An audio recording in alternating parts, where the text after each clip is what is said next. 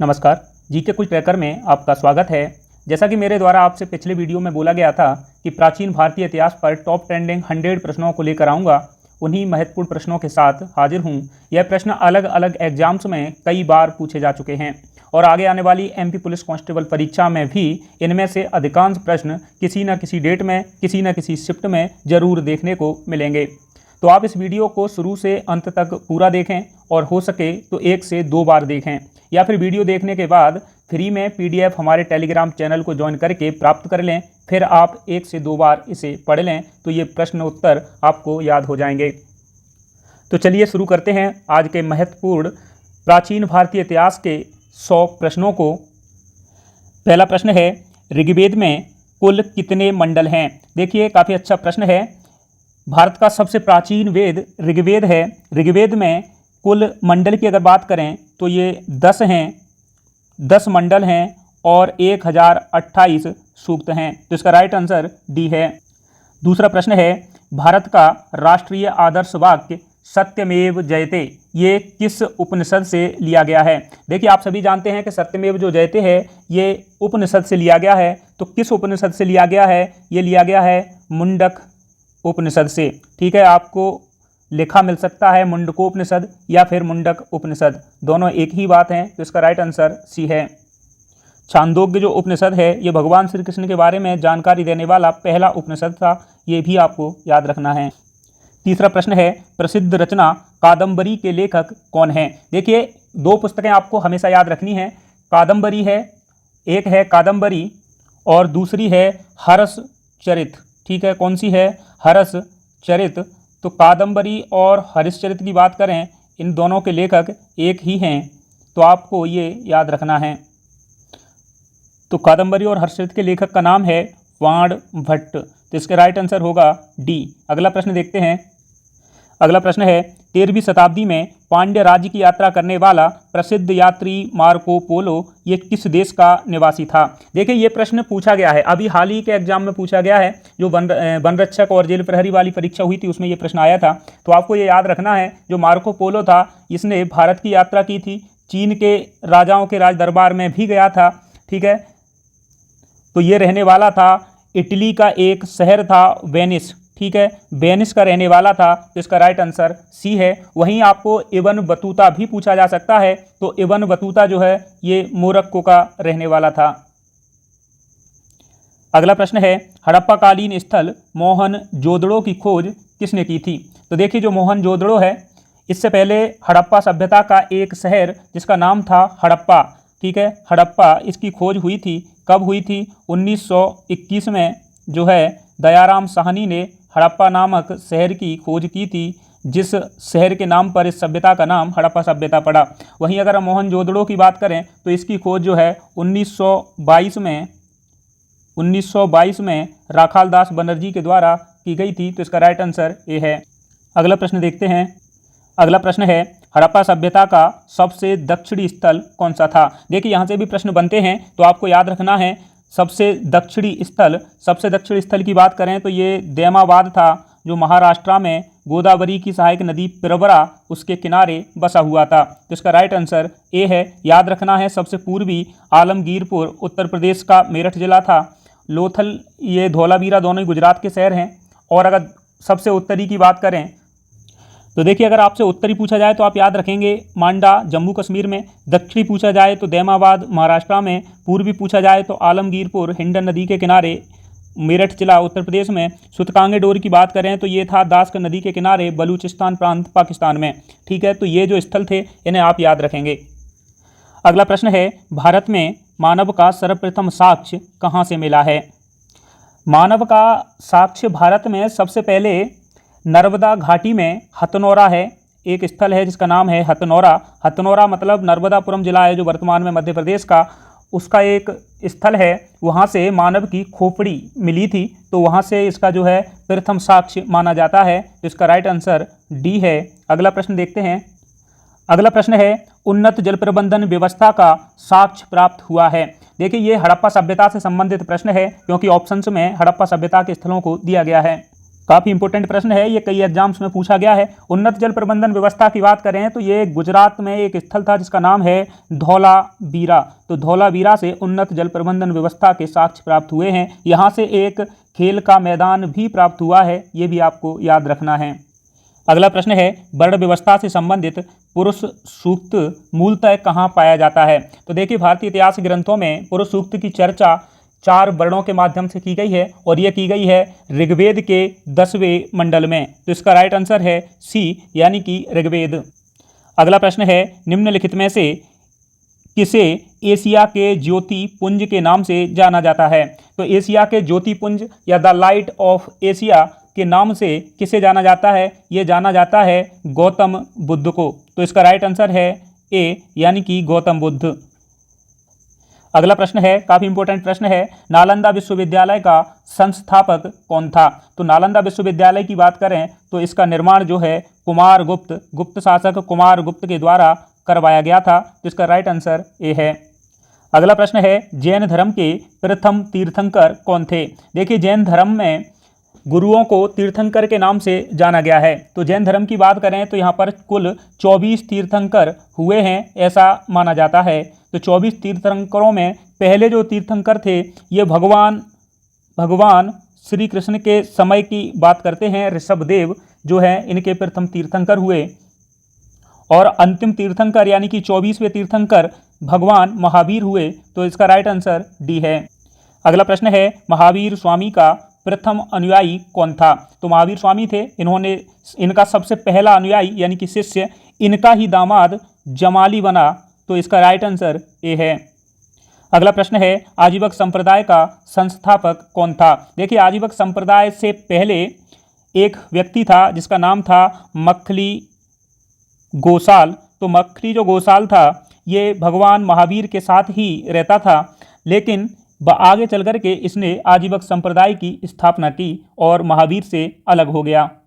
15वां प्रश्न है, भागवत धर्म का ज्ञात सर्वप्रथम अभिलेखीय साक्ष्य कौन सा है? देखिए, भारत में भागवत धर्म का प्रचार प्रसार हुआ था। इसका सबसे पहला साक्ष्य हमें बेसनगर यानी कि विदिशा का जो गरुड़ स्तंभ लेख है इसके माध्यम से पता चलता है। तो इसका राइट आंसर सी है। अगला प्रश्न है, निम्न में से कौन सा सही सुमेलित नहीं है? देखिए, 16 महाजनपदों की चर्चा प्राचीन भारतीय इतिहास में होती है। उन 16 महाजनपदों के जो राज्य थे और उनकी कहाँ पर राजधानी थी ये उसकी बात की गई है। तो यहाँ पर अगर हम बात करें वत्स राज्य क्षेत्र की, तो वत्स जो महाजनपद था इसकी राजधानी कौशाम्बी थी, ये सही है। मत्स्य की बात करें तो ये विराटनगर थी इसकी राजधानी, ये भी सही है। कौशल की बात करें तो अहिच्छत्र थी इसकी राजधानी, ये गलत है। कौशल की जो राजधानी थी उसका नाम था श्रावस्ती। क्या नाम था? श्रावस्ती। तो कौशल की जो राजधानी थी ये श्रावस्ती थी, लेकिन अहिच्छत्र किसकी राजधानी थी? तो ये थी पांचाल की। ये भी आपको याद रखना है। पांचाल जो महाजनपद था इसकी राजधानी का नाम था अहिच्छत्र या काम्पिल्य। अंग की राजधानी का नाम चंपा था। तो ये सही है। इस प्रश्न का राइट आंसर वी होगा, क्योंकि यहाँ कौशल की राजधानी का नाम गलत दिया गया है। अगला प्रश्न है, चाणक्य अपने बचपन में किस नाम से जाने जाते थे? देखिए, चाणक्य के 3 नाम आपको याद रखना है, कौटिल्य, विष्णुगुप्त और चाणक्य। चाणक्य की प्रसिद्ध पुस्तक अर्थशास्त्र को भी याद रखना है, लेकिन इन्हें बचपन में जो है विष्णुगुप्त के नाम से जाना जाता था। तो इसका राइट आंसर सी है। ये प्रश्न पटवारी एग्जाम्स अभी जो हुए हैं हाल ही में उसमें पूछा गया था, तो मैंने उसे यहाँ रखा है। अगला प्रश्न है, सांची का स्तूप किसने बनवाया था? देखिए, सांची का जो स्तूप था ये मौर्य सम्राट अशोक के द्वारा बनवाया गया था, लेकिन इसके कुछ तोरण बाद के शुंग शासकों ने भी बनवाए थे। तो इसका राइट आंसर डी है। 19वां प्रश्न है, अशोक के शिलालेखों को सर्वप्रथम किसने पढ़ा था? तो देखिए, अशोक के जो शिलालेख थे इनकी खोज जो है 1750 में टी फैंथलर के द्वारा की गई थी, लेकिन इनकी पहली सफलता 1837 में पहली बार जो है पढ़ने में सफलता जेम्स प्रिंसेप को प्राप्त हुई थी। तो जेम्स प्रिंसेप आपको याद रखना है कि इन्होंने सबसे पहले अशोक के शिलालेखों को पढ़ा था। और खोज की बात करें तो टी फैंथलर आपको याद रखना है। अगला प्रश्न है, कलिंग युद्ध का विवरण हमें ज्ञात होता है? देखिए, कलिंग युद्ध जो है 261 ईसा पूर्व में जो है लड़ा गया था, जब कलिंग ने एक राज्य क्षेत्र था, माफ़ कीजिएगा, जब अशोक ने कलिंग की राजधानी तोसली पर अधिकार कर लिया, लेकिन वहाँ पर जो नरसंहार देखा था वहीं से अशोक युद्धों को त्याग देता है और शांति के रास्ते पर चलता है। इसकी जानकारी सबसे पहले हमें 13वें शिलालेख जो अशोक के द्वारा वर्णित किया गया था, 13वें शिलालेख के द्वारा हमें इसकी जानकारी प्राप्त होती है। तो इसका राइट आंसर ए है। अगला प्रश्न है, प्रसिद्ध यूनानी राजदूत मेगास्थनीज भारत में किसके राज दरबार में आया था? तो देखिए, जो इंडिका का लेखक मेगास्थनीज था, यानी कि मेगास्थनीज की एक प्रसिद्ध पुस्तक है जिसका नाम है इंडिका, और ये जो है चंद्रगुप्त मौर्य, जो मौर्य सम्राट थे चंद्रगुप्त मौर्य, इनके राज दरबार में भारत में आया था। तो इसका राइट आंसर सी है। अगला प्रश्न है, अंतिम मौर्य सम्राट कौन था? देखिए, आप सभी जानते हैं कि जो मौर्य साम्राज्य था इसकी स्थापना चंद्रगुप्त मौर्य के द्वारा की गई थी, और इनका जो अंतिम मौर्य सम्राट था उसका नाम था बृहद्रथ। बृहद्रथ की हत्या उसके ही एक जो सामंत थे या सैनिक टाइप के थे उन्होंने की और शुंग वंश की स्थापना की थी। तो पुष्यमित्र शुंग के द्वारा इनकी हत्या कर दी गई थी। इसका राइट आंसर डी है। अगला प्रश्न देखते हैं। अगला प्रश्न है, शक संवत कब प्रारंभ किया गया था? देखिए, शक संवत की डेट आपको याद रखनी है क्योंकि ये पूछी जाती है। जब कनिष्क अपनी राजगद्दी पर बैठा तो शकों को उसने हराने के उपलक्ष्य में 78 ईस्वी में जो है शक संवत प्रारंभ किया था। तो इसका राइट आंसर वी है। अगला प्रश्न है, अश्वघोष किसके समकालीन थे? तो देखिए, अश्वघोष की अगर हम बात करें तो इन्होंने एक पुस्तक लिखी थी, इनकी प्रसिद्ध रचना थी बुद्ध चरित्र। ठीक है, तो बुद्ध चरित्र के रचनाकार अश्वघोष कनिष्क के राज दरबार में रहा करते थे। तो इसका राइट आंसर जो है क्या है? सी है। अगला प्रश्न है, निम्न में से कौन सा स्थान आंध्र सातवाहनों की राजधानी था? आंध्र सातवाहन वंश के राजाओं की राजधानी थी प्रतिष्ठान, यानी कि इसका राइट आंसर है ए, प्रतिष्ठान में जो है इनकी राजधानी रही थी। तो इसका राइट आंसर ए है। अगला प्रश्न देखते हैं। अगला प्रश्न करने से पहले अगर आपको ये वीडियो अच्छी लग रही है, हमारी मेहनत आपको अच्छी लग रही है, तो आप वीडियो को लाइक कर सकते हैं, कमेंट कर सकते हैं, अपना बहुमूल्य कमेंट जरूर कमेंट बॉक्स में छोड़ा करें। साथ में जो लोग चैनल पर नए हैं वो इस चैनल को सब्सक्राइब कर सकते हैं। 26वां प्रश्न है, निम्नलिखित में से किस राजा ने 528 ईस्वी में हूणों को हराया था? तो 528 ईस्वी की बात कर रहे हैं और ये जो मालवा के यशोधर्मन थे इन्होंने हूणों को हराया था। तो इसका राइट आंसर वी है। अगला प्रश्न है, मध्य प्रदेश के निम्न में से किस शहर के बारे में ये कहा जाता है कि कभी यहाँ महाभारत के जो शिशुपाल थे इनका शासन रहा था? तो ये कहा जाता है चंदेरी के बारे में। ये पटवारी एग्जाम में पूछा गया प्रश्न है, तो आप इसे याद रख सकते हैं। ये जो चंदेरी है, चंदेरी के बारे में ऐसा कहा जाता है कि ये शिशुपाल ने यहाँ पर शासन किया था। अगला प्रश्न है, निम्नलिखित में से किस वेद में यज्ञ सूत्र के बारे में जानकारी दी गई है? तो देखिए, जो यजुर्वेद है, या से यजुर्वेद और या से यज्ञ और या से युद्ध, दोनों चीज़ें याद रखनी है। यजुर्वेद में यज्ञ सूत्र के बारे में जानकारी दी गई है, यानी कि यज्ञ से संबंधित नियम विधान मंत्र वगैरह दिए गए हैं। साथ में युद्ध के क्या नियम होने चाहिए ऐसी जानकारी भी यजुर्वेद में दी गई है। तो इस प्रश्न का राइट आंसर ए होगा।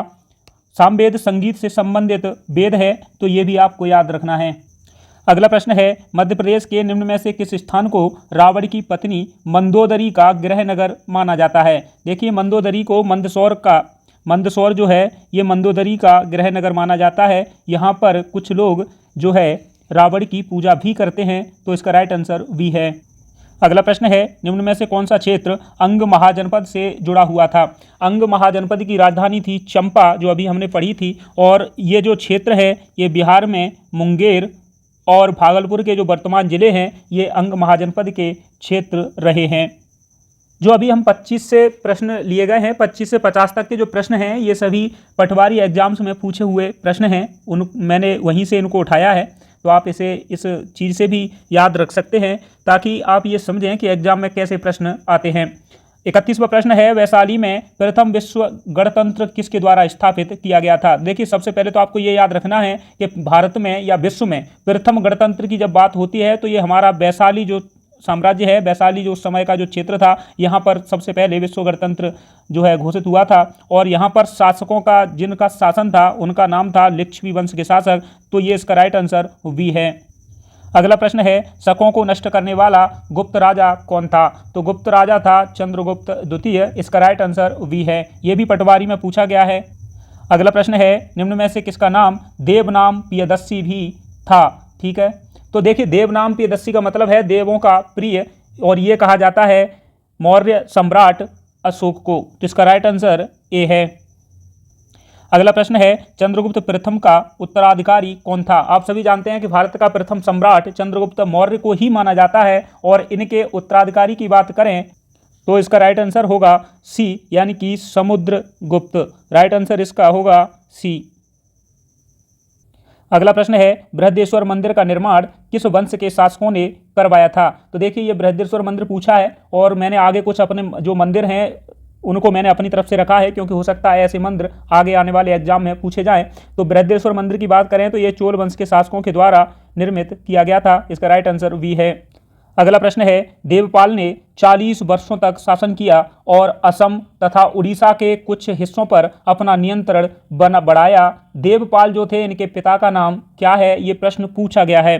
तो इसका जो है राइट आंसर है धर्मपाल। धर्मपाल के पुत्र थे देवपाल, यानी कि पाल वंश के ये शासक रहे हैं। अगला प्रश्न है, चरक और सुश्रुत जो निम्न में से किसके लिए जाने जाते थे? देखिए, चरक ने लिखा था चरक संहिता, सुश्रुत ने लिखा था सुश्रुत संहिता, और ये दोनों ही पुस्तकें चिकित्सा से संबंधित थीं, इसलिए ये आयुर्वेद के लिए जाने जाते हैं। इसका राइट आंसर सी है। अगला प्रश्न है, गीत गोविंदम के लेखक कौन हैं? देखिए, प्रसिद्ध रचना है, ये पूछी जाती है, तो आपको ये याद रखनी है। गीत गोविंदम के लेखक जो हैं जयदेव थे। इसका राइट आंसर वी है।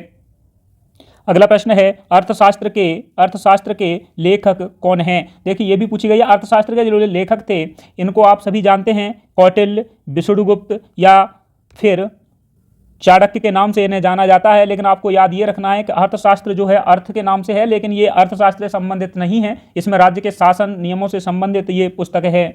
अगला प्रश्न है, सिंधु सभ्यता के लोगों का मुख्य व्यवसाय क्या था? देखिए, आप सभी जानते हैं कि जो सिंधु सभ्यता है ये भारत की अब तक ज्ञात सबसे प्राचीन सभ्यता है, और इसका जो विकास हुआ था ये विशेष करके नदियों के किनारे हुआ था। तो ये कृषि से संबंधित रही है, कृषि यहाँ का मुख्य व्यवसाय रहा है। अगला प्रश्न है, वैदिक काल में राजा लोगों से एक कर वसूल करते थे जिसे क्या कहा जाता था? देखिए, उस कर को कहा जाता था बलि। ठीक है, तो इसका राइट आंसर ए है। अगला प्रश्न है, महाबलीपुरम का तटीय मंदिर निम्न में से किसका उदाहरण है? महाबलीपुरम के जो तट मंदिर थे इनका निर्माण पल्लवों के द्वारा कराया गया था, और ये पल्लव कला के उदाहरण हैं। तो इसका राइट आंसर वी है। अगला प्रश्न, ये भी काफ़ी अच्छा प्रश्न है और ये पूछा भी गया है। तो चोल साम्राज्य भारतीय प्रायद्वीप के बड़े हिस्से के साथ साथ किन दो देशों तक फैला हुआ था? तो ये जो दो देश थे, श्रीलंका और मालदीव, यहाँ तक ये चोल साम्राज्य फैला हुआ था। उत्तर में गंगा नदी के किनारे तक चोल साम्राज्य का विस्तार हो गया था।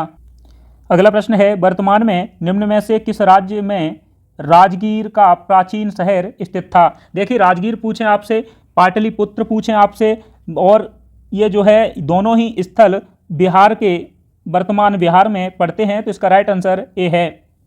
अगला प्रश्न है, भीमबेटका किसके लिए प्रसिद्ध है? भीमबेटका की बात करें तो ये रॉक शेल्टर के लिए प्रसिद्ध है, दीवारों पर उकेरी गई चित्रकला के लिए प्रसिद्ध है। तो इसका राइट आंसर डी है। अगला प्रश्न है, किस चोल शासक ने एक शिव मंदिर में अपार, संबंदर और सुंदरार, ये तीनों ही जो है शिव के संत थे, यानी कि शैव धर्म का जो प्रचार प्रसार करने वाले व्यक्ति थे उन्हें नयनार कहा गया है। और जो नयनार थे इनकी संख्या भारतीय इतिहास में 63 बताई गई है। तो ये पल्लव काल की बात है, 63 बताई गई है। अपार, संबंदर, सुंदरार जैसे कुछ जो हैं ये प्रचार प्रसार करने वाले नयनार थे। इनकी धातु की छवियों का निर्माण किस शासक ने करवाया था, ये पूछा गया है। काफ़ी अच्छे लेवल का प्रश्न है, और ये परांतक जो फर्स्ट थे इनके द्वारा ऐसा किया गया था। अगला प्रश्न है, बुद्ध ने परिनिर्वाण कहाँ प्राप्त किया था? देखिए, आप सभी जानते हैं कि बुद्ध का जन्म 563 ईसा पूर्व में लुम्बिनी में हुआ था। लुम्बिनी वर्तमान में नेपाल में है। इन्हें परिनिर्वाण की प्राप्ति ये जो देवरिया जिले में कुशीनगर है यहाँ पर हुई थी। ये उत्तर प्रदेश का एक स्थल है। तो इसका राइट आंसर ए है। अगला प्रश्न है, दिए गए राजवंशों में सबसे पुराना राजवंश कौन सा है? तो देखिए, सबसे पुराना राजवंश हर्यक वंश के बाद में मौर्य वंश था। तो इसका राइट आंसर सी है। अगला प्रश्न देखते हैं। अगला प्रश्न है, निम्न में से किस बौद्ध ग्रंथ में 16 महाजनपदों के नाम दिए गए हैं? देखिए, 16 महाजनपदों की जानकारी देने वाला बौद्ध ग्रंथ है अगुंतर निकाय। इसका राइट आंसर है डी। लेकिन आपको ये भी याद रखना है कि जैन ग्रंथ कौन सा है जो ये 16 महाजनपदों की जानकारी देता है। तो आपको याद रखना है भगवती सूत्र।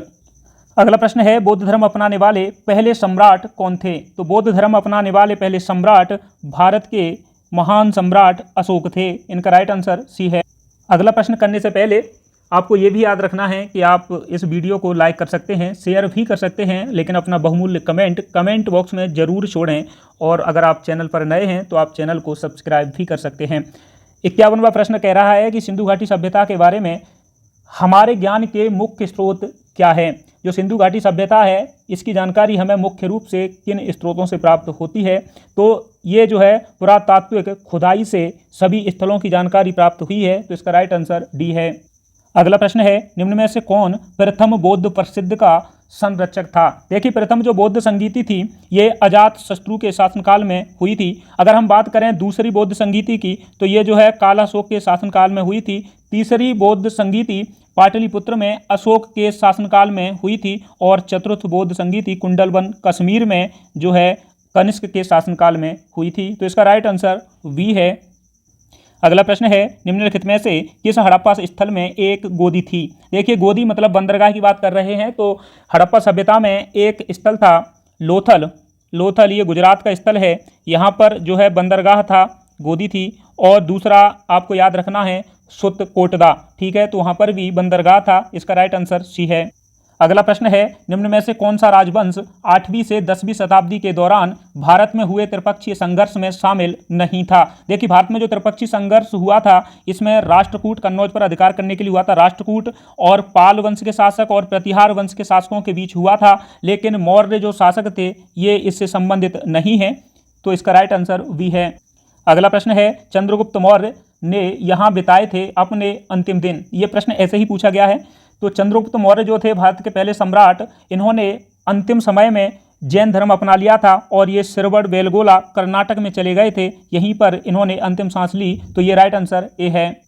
अगला प्रश्न है, निम्न में से कौन सा प्राचीन शहर अपनी सुनियोजित ग्रिड प्रणाली के लिए जाना जाता है? देखिए, ग्रिड प्रणाली से तात्पर्य है अच्छे नगर नियोजन से। तो पूरी हड़प्पा सभ्यता ही नगर नियोजन के लिए प्रसिद्ध है, लेकिन उसमें से भी अगर सबसे अच्छी सुनियोजित ग्रिड प्रणाली की बात करें तो ये शहर था मोहनजोदड़ो। अगर आपने एक मूवी देखी हो मोहनजोदारो, तो ये इसी पर बनी हुई है। आप वहाँ से कुछ जानकारियाँ प्राप्त कर सकते हैं।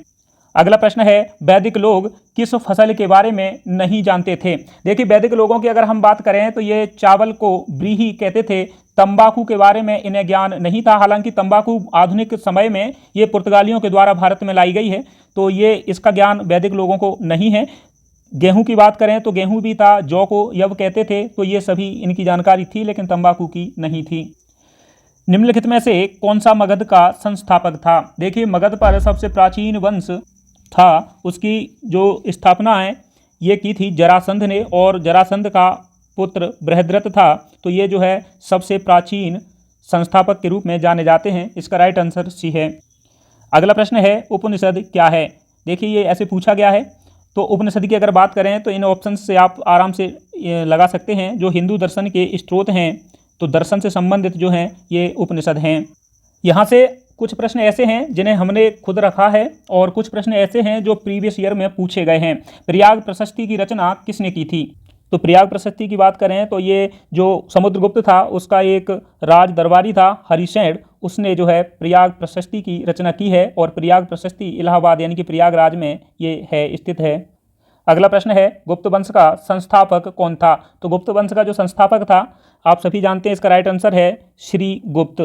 राइट आंसर इसका है बी, यानी कि गुप्त वंश का संस्थापक श्री गुप्त था। अगला प्रश्न है, संस्कृत के महान विद्वान कालिदास ये किसके राज दरबार में रहते थे? देखिए, एक नाम याद रखना है आपको, चंद्रगुप्त द्वितीय। चंद्रगुप्त द्वितीय के दरबार में संस्कृत के महान विद्वान कालिदास, बराहमिहिर, ब्रह्मगुप्त, धन्वंतरी जैसे विद्वान रहा करते थे। तो इसका राइट आंसर सी है।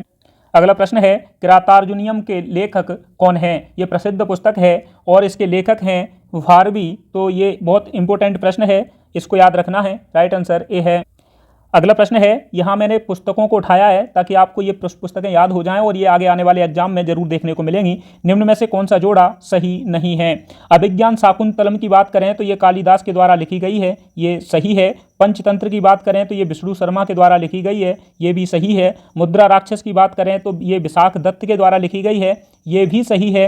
मृच्छकटिकम की बात करें यानी कि मिट्टी का खिलौना, मृच्छकटिकम का अर्थ होता है, तो मृच्छकटिकम जो है शूद्रक के द्वारा लिखी गई है, ये ना कि बाणभट्ट के द्वारा। तो आपको ये याद रखना है, ये शूद्रक की प्रसिद्ध रचना है। बाणभट्ट की मैंने अभी थोड़ी देर पहले बताया था, कादंबरी और हर्षचरित बाणभट्ट की प्रसिद्ध रचनाएं हैं। तो इस प्रश्न का राइट आंसर डी है। अगला प्रश्न देखते हैं।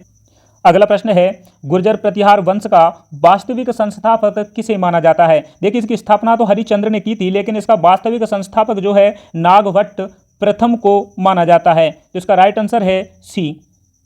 अगला प्रश्न है, निम्न में से किस प्रतिहार शासक ने त्रिपक्षीय संघर्ष में पाल शासक धर्मपाल को हराया था? देखिए, ये भी काफी इंपॉर्टेंट प्रश्न है। धर्मपाल को हराने वाला ये प्रतिहार शासक था जिसका नाम था नागभट्ट द्वितीय। तो इसका राइट आंसर सी है। अगला प्रश्न है, अरबी यात्री सुलेमान जो है ये किस भारतीय शासक के शासनकाल में भारत आया था? देखिए, जब अरबी यात्री सुलेमान भारत आया था तो अलग अलग क्षेत्रों में भारत में अलग अलग शासकों का शासन रहा करता था। इधर अगर हम बात करें तो ये जो है मिहिर भोज जो शासक था मालवा के क्षेत्र का, इधर इसके शासनकाल में ये भारत आया। देवपाल जो था ये पाल शासकों का, तो ये उसका भी ऑप्शंस मिल सकता है आपको। जब ये मिहिर भोज ना हो ऑप्शन में तो आप देवपाल लगा सकते हैं। यहाँ फिर से मैंने कुछ इंपॉर्टेंट प्रश्नों को एक साथ ऐड किया है। भारतीय शासक और उनके दरबार में आने वाले विदेशी यात्री के संदर्भ में कौन सा जोड़ा सही नहीं है? तो यहाँ आपको यात्री दिए गए हैं। ह्वेनसांग जो है ये चाइना से आया था। हर्षवर्धन के शासनकाल में आया था, ये भी सही है। अल मसूदी जो है ये भी अरबी यात्री था। इंद्र तृतीय के शासनकाल में भारत आया था, ये भी सही है। मेगास्थनीज, इंडिका का लेखक मेगास्थनीज ये चंद्रगुप्त मौर्य के राज दरबार में आया था, ये भी सही है। सेल्यूकस निकेटर का ये राजदूत था। फायान की बात करें तो ये चंद्रगुप्त प्रथम के शासनकाल में भारत आया था, ये गलत है। चंद्रगुप्त प्रथम नहीं, चंद्रगुप्त द्वितीय के शासनकाल में ये भारत आया था। तो इसका राइट आंसर डी है। अगला प्रश्न है, राष्ट्रकूट वंश की स्थापना किसने की थी? तो राष्ट्रकूट जो वंश था इसकी स्थापना दंती दुर्ग के द्वारा की गई थी। इसका राइट आंसर सी है। अगला प्रश्न है, राढ़ के सैन शासकों की राजधानी कहाँ पर थी? तो आप सभी जानते हैं सैन शासकों की जो सैन वंश की जो स्थापना थी ये सामंत सेन के द्वारा की गई थी। और इनकी राजधानी की बात करें तो इनकी राजधानी नदिया यानी कि जिसे लखनौती कहा जाता है यहाँ पर थी। तो राइट आंसर डी है। अगला प्रश्न है, निम्न में से कौन सी रचना परमार राजा भोज की नहीं है? देखिए, यहाँ से प्रश्न एमपी के लगभग हर एग्जाम में बनता है, चाहे वो पीएससी हो, चाहे वनरक्षक हो, चाहे पुलिस हो। ठीक है, तो ये आपको याद रखना है। परमार राजा जो भोज थे इनकी रचनाओं की बात करें तो ये अच्छे महाकवि थे। तो सम्रांग सूत्रधार इनकी रचना है। सरस्वती कंठाभरण इनकी प्रसिद्ध रचना है। सिद्धांत संग्रह भी इनकी रचना है। 10 रूपक इनकी रचना नहीं है। 10 रूपक जो है धनंजय के द्वारा लिखी गई प्राचीन भारत की एक प्रसिद्ध रचना है। इसका राइट आंसर डी है। अगला प्रश्न है, पल्लव वंश का वास्तविक संस्थापक किसे माना जाता है? तो देखिए, पल्लव वंश की अगर हम बात करें तो इसका जो संस्थापक था ये सिंह विष्णु था। तो इसका राइट आंसर वी है। अगला प्रश्न है, पल्लव वंश के किस शासक ने मत्तविलास प्रहसन की रचना की थी? तो देखिए, मत्तविलास प्रहसन काफ़ी इंपॉर्टेंट रचना है और इसकी रचना करने वाला एक कवि नहीं बल्कि एक शासक था, यानी कि जो कवि भी था और शासक भी था। और ये पल्लव वंश का प्रसिद्ध शासक था महेंद्र वर्मन प्रथम। तो इसका राइट आंसर सी है। मैंने अभी आपको बताया था कि मंदिर जो पूछे गए हैं उन्हीं के आधार पर मैंने भी कुछ मंदिरों को यहाँ ऐड किया है। ये काफ़ी इंपॉर्टेंट मंदिर हैं, पिछले एग्जाम्स में काफ़ी बार पूछे भी गए हैं। तो कांची के कैलाशनाथ मंदिर का निर्माण किस शासक ने करवाया था? तो कांची का जो कैलाशनाथ मंदिर है ये पल्लव वंश का शासक नरसिंह वर्मन द्वितीय के द्वारा करवाया गया था। तो इसका राइट आंसर सी है। अगला प्रश्न है, 10 कुमार चरित्र के लेखक दांडी। देखिए, एक तो प्रश्न आपको यही याद रखना है कि 10 कुमार चरित्र किसकी रचना है? तो ये दंडी की रचना है। तो 10 कुमार चरित्र के लेखक दांडी ये किसके राज दरबार में रहते थे? तो ये दांडी जो है ये ही नरसिंह वर्मन द्वितीय के राज दरबार में रहा करते थे। तो इसका राइट आंसर सी है। अगला प्रश्न है, काफी इंपॉर्टेंट प्रश्न है, कांची का मुक्तेश्वर मंदिर और बैकुंठ पेरुमाल मंदिर का निर्माण किस शासक के द्वारा करवाया गया था? आपसे यह भी पूछा जा सकता है किस वंश के शासक के द्वारा करवाया गया था? तो आपको याद रखना है नंदी वर्मन द्वितीय पल्लव शासक था ये। तो इसका राइट आंसर ए है। अगला प्रश्न है, सप्त पैगोडा नामक रथ मंदिर का निर्माण किस वंश के शासकों ने करवाया था? देखिए ये काफी फेमस हैं सप्त पैगोडा नामक मंदिर। ये सप्त पैगोडा में 7 मंदिर नहीं है बल्कि 8 हैं, तो आपको ये भी याद रखना है, मतलब 8 लोगों की यहाँ मूर्तियां बनी हैं। तो ये रथ मंदिर हैं और ये जो है पल्लव शासकों के द्वारा बनवाए गए हैं। तो इसका राइट आंसर डी है। अगला प्रश्न है, काफी इंपॉर्टेंट प्रश्न है और अच्छा स्तर है इसका। रथ मंदिरों का निर्माण किस द्रविड़ शैली में हुआ है? देखिए जो द्रविड़ शैली है ये 4 भागों में बटी थी और ये पल्लव काल में इसका विकास हुआ था। तो द्रविड़ शैली को एक कहा जाता था महेंद्र शैली, क्योंकि महेंद्र जो वर्मन प्रथम था उसके समय की ये शैली थी। फिर थी राज सिंह शैली, मामल्ल शैली, नंदी वर्मन शैली। ये शासकों ने जिस जिस रूप में अपनी शैलियों के हिसाब से मंदिर बनाए थे उन्हीं में से ये 4 थी। तो अगर हम बात करें रथ मंदिरों की, जो रथ मंदिर थे ये थे मामल्ल शैली में निर्मित, क्योंकि जो मामल्ल शैली है ये नरसिंह वर्मन के समय की है, तो इसे नरसिंह शैली भी कहा जाता है। अगला प्रश्न है, कल्याणी के चालुक्य वंश का संस्थापक कौन था? देखिए कल्याणी के चालुक्य हैं, कल्याणी बादामी के चालुक्य हैं, ऐसे अलग अलग हैं, तो आप इनसे कंफ्यूज ना हो चालुक्य वंश में। तो कल्याणी के जो चालुक्य थे ये स्थल के नाम से है जहां पर इनका ये शासन था उसके हिसाब से है। तो कल्याणी के जो चालुक्य थे इनका जो है संस्थापक तैलप द्वितीय को माना जाता है। अगला प्रश्न है, प्रसिद्ध पुस्तक और उसके लेखक के संदर्भ में निम्न में से कौन सा जोड़ा सही नहीं है? यहाँ आपको पुस्तकें दी गई हैं और उनके लेखक दिए गए हैं। मिताक्षरा की बात करें तो ये विज्ञानेश्वर की पुस्तक है, ये सही है। विक्रमांक देवचरित की बात करें तो ये बिल्हड़ के द्वारा लिखी गई है, ये भी सही है। राजतरंगिणी जिसे कश्मीर का इतिहास लिखा है जिसमें ये कल्हड़ के द्वारा लिखी गई है, तो ये भी सही है। सिद्धांत शिरोमणि की बात करें तो ये बड़ा मिहिर के द्वारा लिखी गई है, ये सही नहीं है। ये भास्कराचार्य के द्वारा लिखी गई प्रसिद्ध पुस्तक है, तो इस प्रश्न का राइट आंसर डी है। अगला प्रश्न है, चोल शासक राजराज प्रथम ने राजराजेश्वर मंदिर का निर्माण कहाँ पर करवाया था? तो जो राजराजेश्वर मंदिर है ये बना है तंजौर में, इसका राइट आंसर है सी। अगला प्रश्न है, चोल साम्राज्य का सर्वाधिक विस्तार ये किस शासक के शासनकाल में हुआ था? काफी इंपोर्टेंट प्रश्न है। जो चोल साम्राज्य था इसका विस्तार सर्वाधिक हुआ था राजेंद्र प्रथम के शासनकाल में, तो इसका राइट आंसर ए है। राजेंद्र प्रथम ने ही गंगा के क्षेत्र तक अपना शासन बढ़ाया था और गंगईकोंड चोल की उपाधि भी धारण की थी। अगला प्रश्न है, निम्न में से किस प्राचीन भारतीय साम्राज्य के पास मजबूत नौसेना मौजूद थी? ठीक है, देखिए जो चोल साम्राज्य था इसका विस्तार हुआ ही इसलिए था श्रीलंका मालदीव तक क्योंकि इसके पास सर्वश्रेष्ठ नौसेना मौजूद थी। तो इसका राइट आंसर वी है, जो चोल साम्राज्य है ये इसका राइट आंसर है। अगला प्रश्न है, बेल्लूर में चेन्ना केशव मंदिर का निर्माण किसने करवाया था? देखिए आपको एक प्रश्न याद रखना है, जो होयसल वंश था, द्वार समुद्र का जो होयसल वंश था उसका संस्थापक था विष्णुवर्धन और उसी ने बेल्लूर में चेन्ना केशव मंदिर का निर्माण करवाया था। तो आपको यहाँ से 2 प्रश्न याद रखने होंगे। एक तो ये इसने केशव जो मंदिर है चेन्ना केशव मंदिर इसका निर्माण करवाया, दूसरा ये द्वार समुद्र के जो होयसल वंश था उसका संस्थापक है। अगला प्रश्न है, होयसल वंश इसके शासकों की राजधानी कौन सी थी? तो देखिए जो होयसल वंश है मैंने अभी आपको बताया था जिसका संस्थापक विष्णुवर्धन था और इनकी राजधानी जो है द्वार समुद्र थी। ठीक है, तो इसका राइट आंसर बी है। अगला प्रश्न है, कदम्ब राजवंश की राजधानी माफ कीजिएगा कदम्ब राजवंश की स्थापना किसने की थी? तो जो कदम्ब राजवंश था इसकी स्थापना पूछी गई है, तो इसका राइट आंसर है मयूर शर्मन। मयूर शर्मन ने जो है कदम्ब राजवंश की स्थापना की थी और इनकी राजधानी बनवासी थी, ये भी आपको याद रखना है। अगला प्रश्न है, काफ़ी अच्छा प्रश्न है, रानी रुद्रमा देवी ये काफ़ी फेमस रानी रही हैं, इनके ऊपर कई मूवियाँ भी बनी हैं दक्षिण भारत में। गणपति देव की पुत्री थी, यह किस वंश से संबंधित रही हैं? देखिए यहाँ से प्रश्न अक्सर बनते हैं। रानी रुद्रमा देवी है, चांद बीबी है, रजिया सुल्तान है, अहिल्याबाई होलकर है, आगे की जो भी रानियाँ हैं इन सभी के शासन से संबंधित प्रश्न एग्जाम में हमें देखने को मिलते हैं, तो इनके वंश से संबंधित भी पूछा जाता है। तो रानी रुद्रमा देवी जो गणपति देवी की पुत्री थी ये वारंगल के काकतीय राजवंश की शासिका रही हैं, तो इसका राइट आंसर डी है। अगला प्रश्न है, बागपति राज और भवभूति ये किसके राज दरबार में रहते थे? तो बागपति राज और भवभूति ये कन्नौज के जो यशोवर्मन थे इनके राज दरबार में रहा करते थे, तो इसका राइट आंसर डी है। अगला प्रश्न है, कलचुरी वंश का संस्थापक किसे माना जाता है? जो त्रिपुरी के कलचुरी वंश था, इसका संस्थापक कोक्कल प्रथम को माना जाता है। कोक्कल प्रथम ने ही कलचुरी वंश की स्थापना की थी और इनकी जो राजधानी थी त्रिपुरी थी। त्रिपुरी वर्तमान में जबलपुर के क्षेत्र में आती है। अगला प्रश्न है, चंदेल वंश का संस्थापक कौन था? तो आप सभी जानते हैं कि जो चंदेल वंश था, जिसका संस्थापक नन्नुक था, इसका राइट आंसर सी है। अगला प्रश्न है, खजुराहो के प्रसिद्ध मंदिरों का निर्माण किस वंश के शासकों के द्वारा करवाया गया था? तो खजुराहो के जो प्रसिद्ध मंदिर हैं, आप सभी जानते हैं, इनका निर्माण चंदेल शासकों के द्वारा करवाया गया था। तो राइट आंसर सी है। अगला प्रश्न है, परमार शासकों की प्रारंभिक राजधानी कौन सी थी?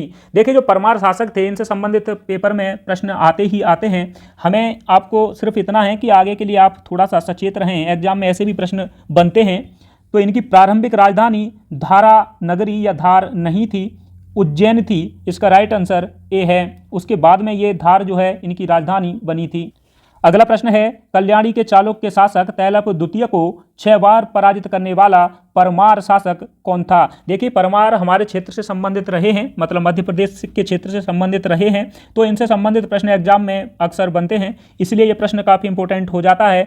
जो परमार शासक था मुंज, इसने 6 बार तैलप द्वितीय को हराया था। तो इसका राइट आंसर डी है। अगला प्रश्न है, चंदेल शासकों की प्रारंभिक राजधानी कहां पर थी? इस प्रश्न का राइट आंसर आप सभी जानते हैं, बस फर्क इतना है कि आप कंफ्यूज होते हैं। तो चंदेल शासकों की अगर प्रारंभिक राजधानी की बात करें तो इनकी राजधानी प्रारंभ में कालिंजर यानी कि महोबा में थी, लेकिन आगे चल करके खजुराहो में बन गई थी। तो ये आपको याद रखना है। तो इसका राइट आंसर बी है। अगला प्रश्न है, खजुराहो का कंदरिया महादेव मंदिर ये किस चंदेल शासक के द्वारा बनवाया गया था? तो जो कंदरिया महादेव मंदिर है, ये चंदेल शासक धंग देव के द्वारा बनवाया गया था। तो इसका राइट आंसर बी है। अगला प्रश्न है, विक्रमशिला विश्वविद्यालय की स्थापना किस शासक के द्वारा करवाई गई थी? मैंने अभी आपको कुछ समय पहले बताया था कि नालंदा विश्वविद्यालय है, उसकी स्थापना कुमारगुप्त यानी कि गुप्त शासक कुमारगुप्त के द्वारा की गई थी। लेकिन विक्रमशिला जो विश्वविद्यालय है, इसकी स्थापना पाल शासक धर्मपाल के द्वारा की गई थी। तो इसका राइट आंसर सी है। अगला प्रश्न है, भारत में प्रथम सती प्रथा की जानकारी देने वाला अभिलेख कौन सा है? देखिए, सबसे पहले सती प्रथा की जानकारी देने वाला अभिलेख हमारे मध्य प्रदेश के ही सागर जिले में एरड़ नामक स्थान से एरड़ अभिलेख प्राप्त हुआ है, जो गुप्त शासक भानुगुप्त के समय का है, जिसमें सती प्रथा की जानकारी दी गई है। तो इसका राइट आंसर सी है। अगला प्रश्न है, भारत का नेपोलियन किसे कहा जाता है? अच्छा प्रश्न है, सभी को पता है भारत का नेपोलियन किसे कहा जाता है? समुद्रगुप्त को कहा जाता है। तो इसका राइट आंसर सी है। लेकिन प्रश्न आपसे पूछा जा सकता है कि समुद्रगुप्त को भारत का नेपोलियन कहने वाला कौन था? तो ये जो एक इतिहासकार रहे हैं विसेंट स्मिथ ने सबसे पहले जो है इन्हें समुद्रगुप्त को भारत का नेपोलियन कहा है। ये आपको पूछा जा सकता है, ये आपको याद रखना है, तो ये भी याद रखेंगे। अगला प्रश्न है, कुषाण वंश का संस्थापक किसे माना जाता है? देखिए, कुषाण वंश का संस्थापक, यहाँ आपसे हालांकि ये प्रश्न एग्जाम में पूछा गया है तो मैंने ऑप्शंस को चेंज नहीं किया है, लेकिन यहाँ ऑप्शन में आपको 2 नाम मिल सकते हैं। एक तो पहले तो आपको ये याद रखना है कि कनिष्क कुषाण वंश का संस्थापक नहीं था, लेकिन सबसे प्रतापी राजा था। यहाँ संस्थापक की बात करते हैं तो कुजुल कड़फिसेस और एक है बिम कड़फिसेस। तो आपको कन्फ्यूज नहीं होना है, दोनों ही ऑप्शन में मिल सकते हैं, दोनों ही कुषाण वंश के प्रसिद्ध शासक रहे हैं, लेकिन आपको कुजुल कड़फिसेस जो है ये इसका संस्थापक है, ये आपको याद रखना है। आज का अगला प्रश्न और अंतिम प्रश्न है, कनिष्क की द्वितीय राजधानी कहाँ पर थी? तो सबसे पहले आपको ये याद रखनी है कि जो पहली राजधानी थी ये कहाँ पर थी? ये थी पेशावर, ठीक है, जिसे पुरुषपुर भी कहा जाता है। और दूसरी जो राजधानी बनी थी ये बनी थी मथुरा में। तो इसका राइट आंसर डी है। और हमारे यहाँ 100 प्रश्न कंप्लीट होते हैं प्राचीन भारत पर। इससे अच्छे प्रश्न, इससे अच्छी वीडियो शायद आपको और कहीं न मिले, तो आप इसे 1 से 2 बार जरूर देखें। ये प्रश्न काफ़ी इंपॉर्टेंट हैं जो हमने शामिल किए हैं, और इन प्रश्नों को आगे आने की काफ़ी संभावना है। आपको किसी न किसी शिफ्ट में यहाँ से प्रश्न देखने को मिलेंगे। लेकिन ये हमारा प्राचीन भारत पर 100 प्रश्न थे। अगला अगर आप लोग कमेंट में बताएं और कहें तो हम मध्यकालीन भारत और उसके बाद में आधुनिक भारत पर भी ऐसे ही प्रश्न लाएंगे। साथ में ही अगर आप लोग कमेंट करते रहेंगे और आप लोग हमें सहयोग करते रहेंगे तो हम भूगोल और राज्य व्यवस्था से संबंधित प्रश्नों को भी यहाँ लाएंगे। तो चलिए मिलते हैं हम अगली वीडियो में, तब तक के लिए नमस्कार।